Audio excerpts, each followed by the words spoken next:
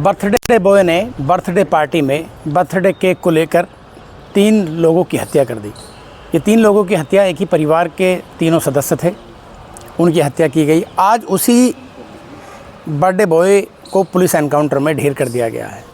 क्या पूरी घटना थी, किस तरह से ये अंजाम दिया गया इसको, तो मैं जानने का प्रयास करता हूँ। बुलंदशहर के एसएसपी दिनेश सिंह साहब हैं मेरे साथ। सर देखिए, 25/26 की रात में खुर्जा नगर थाना क्षेत्र में जो घटना हुई थी वो ट्रिपल मर्डर की, वो काफ़ी जघन्य थी।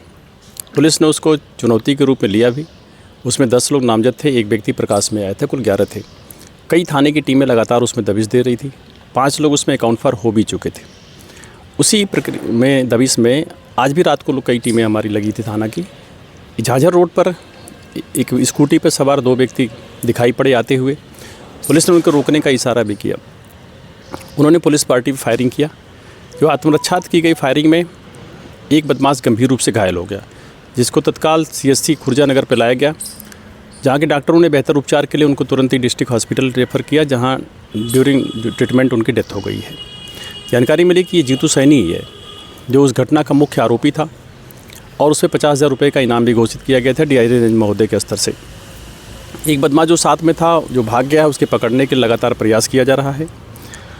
और वो ट्रिपल मर्डर घटना से संबंधित जो अन्य लोग भी शेष बचे हैं, उनके लिए लगातार हमारी कई थाने की टीमें प्रयासरत हैं, उनको भी शीघ्र गिरफ्तार किया जाएगा। आज की मुठभेड़ में हमारी पुलिस के 2 जवान भी, एक इंस्पेक्टर साहब और एक हेड कांस्टेबल, ये घायल भी हुए हैं, जहां उनको बेहतर उपचार के लिए डिस्ट्रिक्ट हॉस्पिटल में लाए हैं। मौके पर एक पिस्टल भी मिली है, कुछ खोखा कारतूस और जिंदा कारतूस भी मिले हैं, एक स्कूटी मिली है।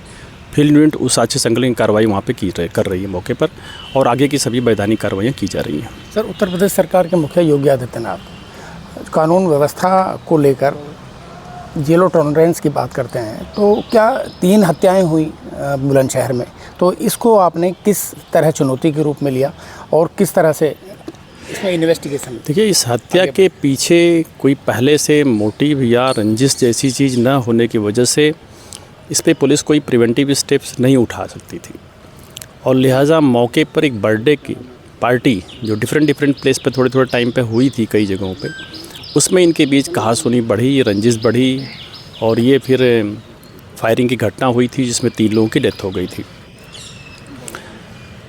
कुछ भी हो, अगर कोई कानून को हाथ में लेना चाहेगा तो उसके विरुद्ध कठोर वैधानिक कार्रवाई लगातार पुलिस की द्वारा की जाती रही है और आगे भी की जाती रहेगी। 3 लोगों की हत्या एक गंभीर विषय था, 3 लोगों का परिवार उजड़ गया था।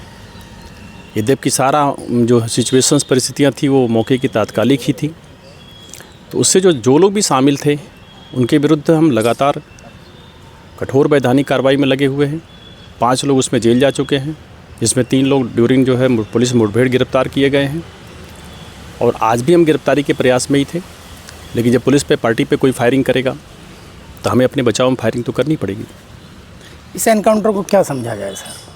मतलब एनकाउंटर को एक संदेश माना जाए, जो अराजक तत्व हैं, गुंडा मवाली तत्व हैं, उनको किस तरह का संदेश? देखिए, जो भी अगर आपराधिक घटना होती है, पुलिस कार्रवाई करती है, पुलिस गिरफ्तार करके माननीय न्यायालय के समक्ष लाती है, पूरे साक्ष्य प्रस्तुत करती है। हमारी पूरी कोशिश रहती है कन्विक्शन कराने की, जो भी आरोपी है। लेकिन अगर कोई पुलिस पे ही फायरिंग करेगा, पुलिस से उलझेगा, तो पुलिस उसको जवाब तो ज़रूर देगी। तो साफ तौर पे 3 हत्याओं का जो आरोपी था वो पुलिस एनकाउंटर में ढेर कर दिया गया है। तो मेरे साथ एसएसपी दिनेश कुमार सिंह साहब थे, उन्हीं की ज़बानी आपने सुना कि किस तरह की ये अंजाम दिया गया। शाहनवाज चौधरी, News 24 बुलंदशहर।